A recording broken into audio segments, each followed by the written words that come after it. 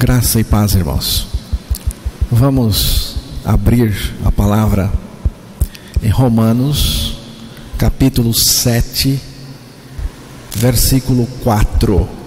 Nós vamos voltar a este texto que já vimos pela manhã.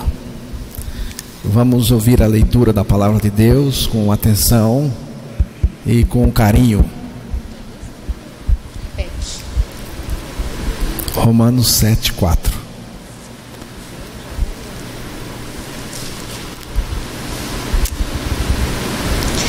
Assim, meus irmãos, também vós morrestes relativamente à lei por meio do corpo de Cristo, para pertencerdes a outro, a saber, aquele que ressuscitou dentre os mortos, a fim de que frutifiquemos para Deus. Que Deus nos dê graça para compreendermos a palavra de Deus. Que a palavra de Deus seja pelo Espírito traduzida dentro de nós. Traduzida dentro de nós, em nome de Jesus. Vamos analisar este versículo e vamos tocar em 3 aspectos. Estais mortos pelo corpo de Cristo. Segundo aspecto, para que sejais de outro, daquele que ressuscitou dentre os mortos. E o terceiro aspecto, a fim de que demos fruto para Deus. Os 2 últimos aspectos são resultados do primeiro, da nossa morte no corpo de Cristo, pelo corpo de Cristo na cruz. Irmãos, o apóstolo Paulo começa mostrando que não somente ele estava morto por meio do corpo de Cristo, mas também todo aquele que crer esta verdade na palavra de Deus. Esta morte pelo corpo de Cristo, ou no corpo de Cristo, não era uma experiência apenas do apóstolo Paulo. Era também dos irmãos nominados aqui aos Romanos, porque também vós, irmãos, e é também uma realidade nossa, é também uma experiência nossa, porque cremos na palavra de Deus. Ser cristão sem estar crucificado com Cristo é se meter em uma enrascada sem solução. Ser crente sem crer a sua morte com Cristo é se candidatar ao inferno. Parece até um paradoxo. Ser crente sem crer. Tem muitos crentes que não creem sua morte no corpo de Cristo. Tem crente que crê muitas coisas, mas não crê sua morte no corpo de Cristo. É fundamental crer nossa morte no corpo de Cristo. Pode parecer uma coisa estranha, morrer no corpo de Cristo, estar morto no corpo de Cristo, pode, irmãos, parecer uma coisa estranha. E é mesmo uma coisa estranha para aqueles que não conhecem a morte com Cristo. Mas para nós não é estranha. A palavra de Deus está afirmando que nós estamos mortos pelo corpo de Cristo. Se a palavra de Deus, irmãos, afirma categoricamente que nós estamos mortos pelo corpo de Cristo, então nós precisamos considerar este fato. E não fique pensando que pelo fato de você já ter crido sua morte com Cristo, que você não precisa considerar todo dia esta verdade em seu coração pela palavra de Deus, mediante o Espírito de Deus. Não podemos nada contra a verdade, a não ser a favor da verdade. Por que essa necessidade de morrer? Por quê? Como que nós morremos? E o que a lei tem a ver com isso?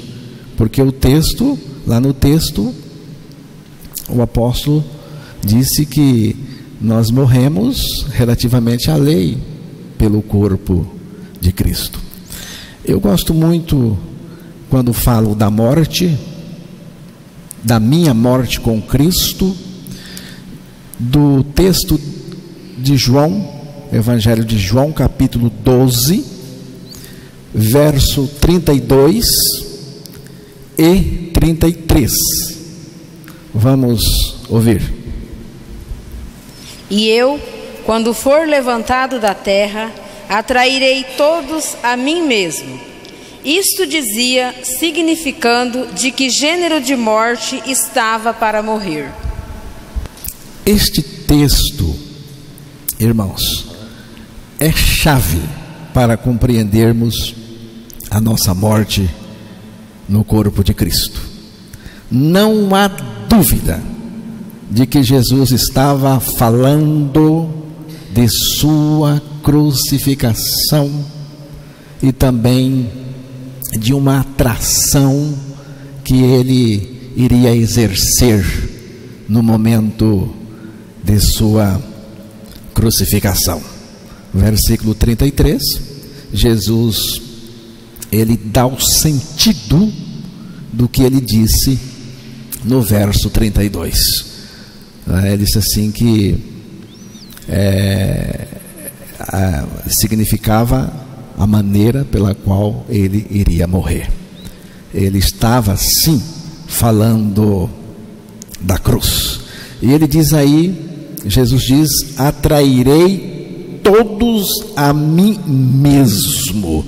A versão atualizada, ela coloca esta ênfase: atrairei todos a mim mesmo. Não foi necessariamente a cruz que nós fomos atraídos, não fomos atraídos à cruz, não, nós fomos atraídos a Jesus mesmo, a Ele mesmo, sobre a cruz, na cruz, né? Então, ele diz aí: atrairei todos a mim mesmo. Nós fomos atraídos pelo Senhor para o seu corpo lá na cruz. Então, o pessoal encarregado da crucificação de Jesus, eles deitaram a cruz ao solo e crucificaram Jesus. Depois eles ergueram a cruz, eles levantaram a cruz. Irmãos, exatamente nesse momento que a cruz foi levantada, Jesus nos atraiu para si, exerceu o seu amor, o poder do seu amor, e nos puxou para Ele. Ele nos enfeixou no corpo dele. Nós fomos incorporados no corpo de Jesus lá na cruz. Ele prometeu que iria nos atrair a si, e de fato cumpriu. Ele cumpriu o que ele disse, né? Ele nos atraiu.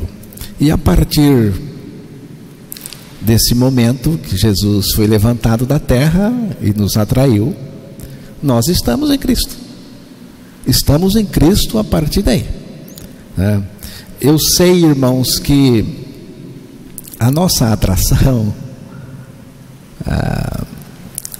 não é um projeto assim, histórico da história, é um projeto eterno, é antes da história, é antes do tempo, porque, não vamos ler agora, mas o apóstolo Paulo se refere em Efésios capítulo 1, ele diz assim que Deus nos escolheu, nos elegeu nele, na pessoa de Jesus, na pessoa de Cristo, antes dos tempos eternos, antes da fundação do mundo.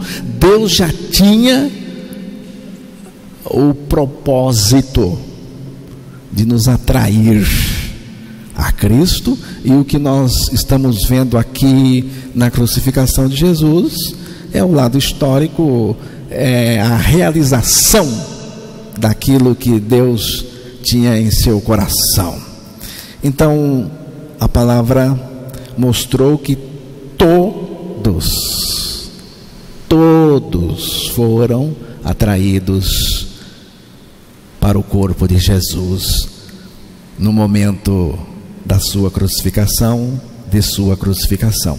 Então é o seguinte: o que aconteceu com aqueles que Jesus atraiu a si? O que aconteceu com eles? 2 de Coríntios capítulo 5, verso 14. Vamos ouvir com atenção, porque aí está a resposta do que aconteceu com todos aqueles que foram atraídos por Jesus. Pois o amor de Cristo nos constrange, julgando nós isto: um morreu por todos, logo todos morreram. Irmãos, já foi uma obra do amor de Jesus nos atraindo a si na cruz, a fim de morrermos com Ele. Agora o texto está dizendo que o mesmo amor de Cristo nos constrange a um julgamento. A palavra julgamento aqui significa formar juízo sobre alguma coisa, é uma compreensão, não é? É uma revelação do amor de Deus ao nosso coração. E o amor de Cristo levou o apóstolo Paulo a esta consideração maravilhosa: se um morreu por todos, logo todos morreram. Você vê? Como que você julga aquela obra da cruz, do Calvário? O apóstolo Paulo julgava que ele também havia morrido com Cristo lá. Eu também julgo assim, que se Jesus morreu por mim, então eu morri com Ele. O amor de Deus me leva a fazer este julgamento. Não é miolo de cabeça, não é mente, não. É a revelação do amor de Jesus Cristo me levando a compreender, a entender que Ele não morreu sozinho, eu também morri com Ele. Como que você considera aquela morte de Jesus na cruz? É importante. Agora, por que essa necessidade de morrer? Por que eu tinha que morrer? Por que que você precisava morrer? Vamos ler Jeremias, capítulo 31, verso 30. Tem vários textos neste sentido, irmãos, mas vamos ficar com Jeremias 31, versículo 30. Cada um, porém, será morto pela sua iniquidade. De todo homem que comer uvas verdes, os dentes se embotarão. Aqui, a palavra de Deus está lançada como uma lei irrevogável sobre o pecador. Cada um, a coisa individual, cada um morrerá pela sua iniquidade, pela sua natureza. Iniquidade aqui é a natureza que produz pecados. Então cada um morrerá pela sua iniquidade. Todos pecaram, consequentemente todos estão debaixo dessa pena de morte. Irmãos, a pena de morte está sobre a cabeça de cada um, de cada pecador que nasce neste mundo. É a lei de Deus, é a lei de Deus, não há escapatória, não tem como escapulir, como fugir, tem que morrer, tem que morrer. Deus, irmãos, poderia perdoar pecados, e Ele perdoa, mas não uma natureza pecadora e ímpia. Irmãos, não está no projeto de Deus perdoar o homem velho. O homem velho é imperdoável. Não há perdão para o homem velho. Ele tem que morrer, não é? Então, o pecador perante Deus é indesculpável. Você sabe o que é indesculpável? É lógico que você sabe, mas eu vou lhe dizer: indesculpável é alguém que não se pode tirar a culpa dele. Não pode. Então, irmãos, Deus não poderia tirar a sua culpa e liberar você. Não, Deus não poderia tirar a sua culpa e liberar você, de jeito nenhum. Essa culpa, estou falando da natureza iníqua, né? Esta culpa só pode sair com o cumprimento da sua pena, que no caso do pecador é a morte, né? No meu caso e no caso de todo mundo. A lei de Deus condenou o pecador, e só morrendo pode alcançar o perdão, que nesse caso já é a sua libertação, né? Então, irmãos, eu não estou falando de morte física, não estou falando de morte física. A morte física vai ser uma tragédia para muitos. Não estou dizendo que a morte física é uma tragédia. Para mim ela não é, é uma bênção. Eu vou direto para Deus, não vejo bênção maior. Estou pronto para ir a hora que Ele quiser, porque tem que ser a hora que Ele quiser. Mas para muitos a morte física será um desastre total, porque morrer fisicamente sem crer em Jesus, sem novo nascimento, sem regeneração, está perdido para sempre. Então, irmãos, Tem um texto lá em Isaías capítulo 22, verso 14. Vamos ouvir.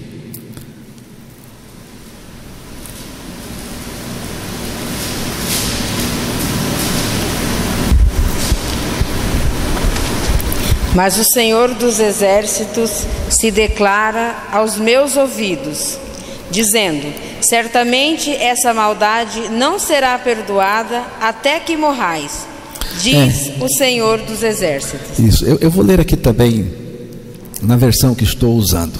Mas o Senhor dos Exércitos revelou-se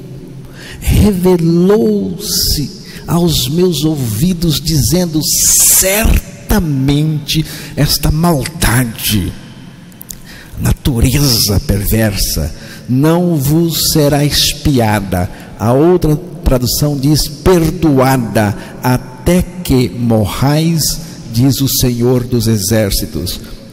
O Senhor dos Exércitos para mim é o Senhor Jesus Cristo, é Cristo. Então, irmãos, Deus tem um limite aqui. Preste atenção. Deus tem um limite aqui. Até que morrais, diz o Senhor. Quem está dizendo é o próprio Senhor. Deus não inocenta o culpado. Ele disse isso pelo menos 3 vezes em sua palavra. Ao culpado não tem por inocente. Naum 1, verso 3, não precisa ser lido, já citei o texto. Quem comete pecado é culpado, e o culpado Deus não inocenta.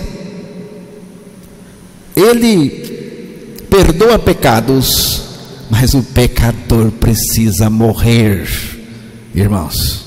Ele perdoa pecados, mas o pecador tem que morrer para ser salvo. Nenhum culpado pode, por lei, transmitir ou transferir sua pena a outrem. Não. Na nossa Constituição está lá. Não pode. Não pode. Nenhum culpado pode transferir a sua culpa a outrem. Já contei aqui, vou contar de novo. Eu gosto de repetir as histórias. É como aquele avôzinho com mais de 90 anos, 90 e tantos anos, está no fim de seus dias. E o seu neto, 18 anos, jovem, toda a vida pela frente, cabeça quente, muito esquentado, dá um tiro no peito do seu amigo, do seu colega. Seu colega morre, lógico. E esse cara tem que ser preso, né?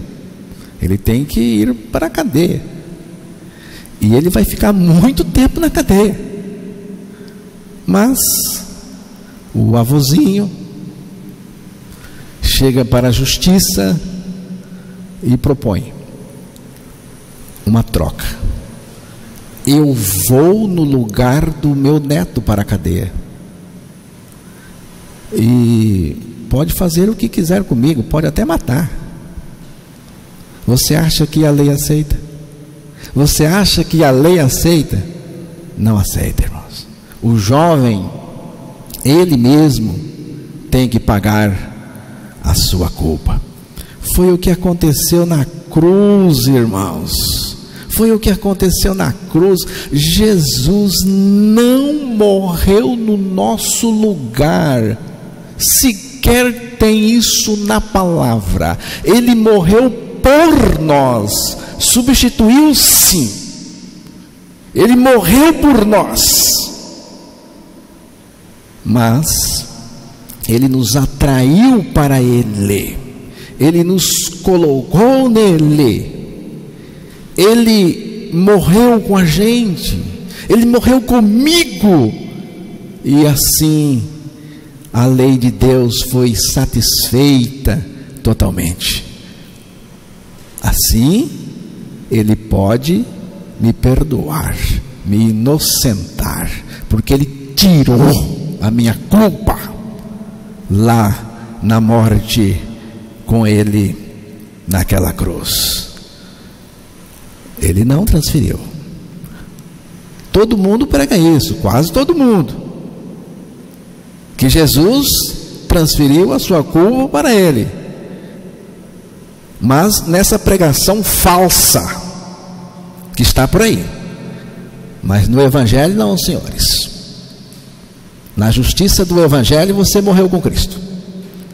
Ele morreu por você porque é a base, é o amor. Se Ele não morresse, nada feito. Mas Ele fez você morrer com Ele lá naquela cruz, irmãos. E é preciso aceitar a avaliação de Deus sobre você. Qual é a avaliação de Deus sobre você? Que você precisa morrer. É a avaliação de Deus.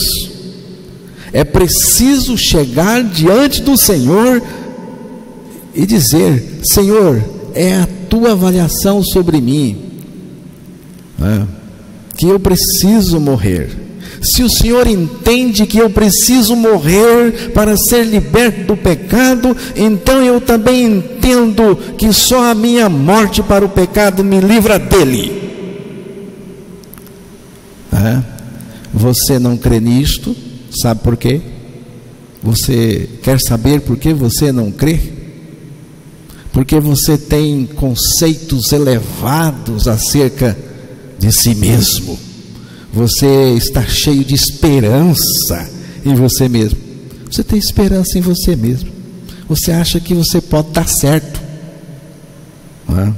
mas quando você perder toda a esperança em você, você vai encontrar a sua crucificação com Cristo e a luta contra o pecado cessa.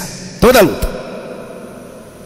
Então, ao invés de dar duro para vencer o pecado, nós aceitamos pela fé que morremos em Cristo para o pecado. Homens mortos, irmãos, não pecam. Nossa fé não está colocada em nossa capacidade de agirmos contra o pecado, mas no fato de que estamos crucificados e mortos para o pecado. A palavra do Senhor diz assim: assim também vós considerai-vos certamente mortos para o pecado, mas vivos para Deus em Cristo Jesus nosso Senhor. Romanos 6, verso 11. Mortos para o pecado é algo maravilhoso, irmãos, porque quando estamos mortos para o pecado, experimentamos também uma libertação real do pecado. Nós que estamos mortos para o pecado, como viveremos ainda nele? Romanos 6, verso 1 e 2. Irmãos, há uma libertação profunda do pecado, e Deus quer que você experimente, porque Ele mandou você considerar a sua morte em Cristo para o pecado.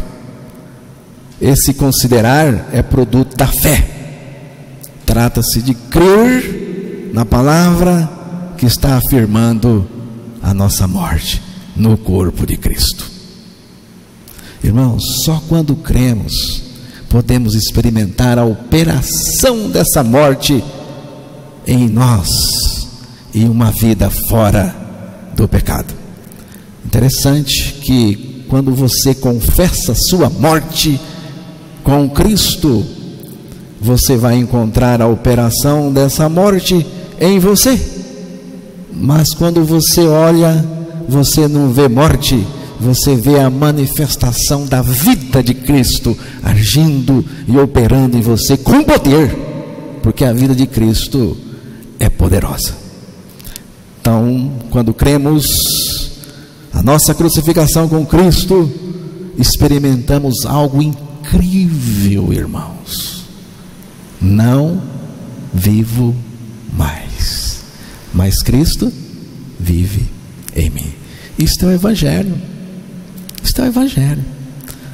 Todo o Evangelho somente funciona se Cristo vive em nós. Veja bem, manter versículos na cabeça, conhecer muitas coisas e muitos métodos religiosos não resolve nada. Só tem um que sabe viver o Evangelho. Eu não sei. Só tem um que sabe viver o Evangelho: Cristo. Cristo fez tudo, Ele é tudo e vive tudo que Ele é em nós e através de nós. Alguém certa vez me disse: eu tento, irmão, eu tento, mas não consigo. Esse eu tento, eu disse para ele, é a sua incredulidade. Esse eu tento é incredulidade. Você não precisa tentar nada. Você não conseguirá viver o Evangelho por esforço seu, pelas suas boas intenções, comportamento também. Cristo vive em nós a sua vida justa e santa. É Ele. O Evangelho só funciona se Cristo vive em mim. Senão não funciona. A esperança é Ele em nós. Não temos esperança de dar certo com a minha capacidade. A nossa esperança, irmãos, é uma pessoa, é a pessoa de Cristo em nós. É a vida de Cristo que vence o pecado, não é? E é a vida de Cristo que satisfaz o coração do Pai. A resposta de Deus ou melhor, a aposta de Deus não é em você, é no Filho dele. Ele enviou o Filho dele para morrer por você, fazer você morrer nele, ressuscitou, trouxe você ressurreto com ele para viver em você. Ele sim é a aposta de Deus, irmãos, né? Cristo vivendo em mim. Agora, Cristo só vive em mim pelo processo morte. Pelo processo morte. E é exatamente aqui, é exatamente essa palavra morrer, o espinho na goela de muita gente, tá? Quer a vida de Cristo, mas não quer morrer com Cristo para o pecado, a fim de ganhar a vida de Deus. Por isso, irmãos, o Evangelho é indigesto para muitos. Feliz o momento que eu me vi morto no corpo de Cristo. Irmãos, isto mudou tudo em mim. Mudou tudo em mim. É a mudança. Foi algo que me trouxe libertação, descanso e paz. Paz interior. Você tem paz interior? A paz é resultado da nossa morte com Cristo e da presença viva de Jesus no nosso interior. A outra coisa muito boa que experimentamos quando cremos nossa morte no corpo de Cristo na cruz: para que sejais de outro daquele que ressuscitou dentre os mortos. Romanos 7,4 foi o texto do início. Passamos a pertencer a Cristo, e só podemos pertencer àquele que ressuscitou dentre os mortos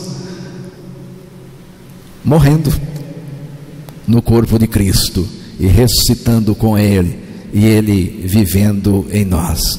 Irmãos, quando a palavra do Senhor diz que para que sejais de Cristo, de outro, esse outro é Cristo, quando ela diz assim, é porque antes não pertencíamos a Jesus, né? Como assim? Todo mundo não é dele? Esse é o engano de todo mundo. Se em termos gerais, tudo é dele, ele é Senhor de tudo e sobre todos. Mas em termos de salvação, em termos de comunhão, em termos de intimidade, nem todos são de Jesus, tá? 1 João capítulo 3, versos 7 e 8. Filhinhos, não vos deixeis enganar por ninguém. Aquele que pratica a justiça é justo, assim como ele é justo. Aquele que pratica o pecado procede do diabo, porque o diabo vive pecando desde o princípio.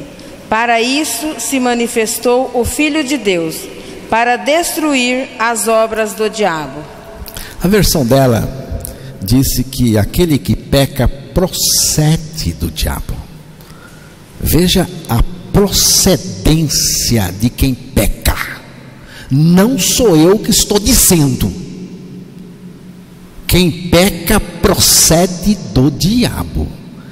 Agora eu gosto da outra versão, que diz assim: aquele que comete o pecado é do diabo. Tem muita gente que pensa que é de Deus, mas é do diabo. Você sabia? Tem crente do diabo, tem pastor do diabo, tem missionário do diabo, porque não creu na palavra. Aquele que não creu sua morte com Cristo para pertencer ao Senhor, continua do diabo, continua do diabo. Não se iluda e não deixe ninguém enganar você. Foi o que o apóstolo João recomendou no verso 7. Não deixe ninguém enganar você. E também não se iluda. Quem comete o pecado é do diabo. Porque tem muita gente com conversa boa que apoia o pecado na vida das pessoas. E João está dizendo: não se engane com eles. Não se iluda, hein? Quem comete o pecado é do diabo. Se comete o pecado, já sabe de quem você é. Você já sabe de quem você é, se você comete o pecado. Mas eu sou crente. Mas se comete o pecado é crente do diabo, porque quem comete o pecado é do diabo. Veja o versículo 9. Todo aquele que é nascido de Deus não vive na prática de pecado, pois o que permanece nele é a divina semente. Ora, esse não pode viver pecando, porque é nascido de Deus. Irmãos, eu não estou inventando nada. Não é nenhuma heresia o que estou pregando, embora muitos acham que é. Mas pense comigo aqui, irmão. Pense comigo aqui e vê por você mesmo se tem aqui alguma dúvida aqui nesse texto. Olha só: qualquer que é nascido de Deus, nascido de novo, nascido de Deus, não comete o pecado. Vocês estão ouvindo, entendendo também? Qualquer que é nascido de Deus não comete pecado. Interpretar o quê? Se aqui diz qualquer que é nascido de Deus não comete o pecado, porque a sua semente permanece nele. E não pode pecar, não pode pecar, porque é nascido de Deus. O nascido de Deus é bem diferente. Não comete o pecado e nem pode pecar. E diz aqui que a semente, você sabe o que é semente aqui? É Cristo, permanece nele, e é por isso, irmãos, é por isso. Então, eu só quero lhe dizer, não coloque em dúvida a obra do Filho amado naquela cruz por nós. Viu? Não coloque. Como deixar de ser do diabo? Só tem um jeito: morrendo no corpo de Cristo para pertencer a Jesus. Não foi o que ele disse, irmãos? Que quando nós morremos no seu corpo, nós passamos a pertencer a outro. É um processo. Tem que morrer, morrendo no corpo de Cristo para pertencer a Jesus.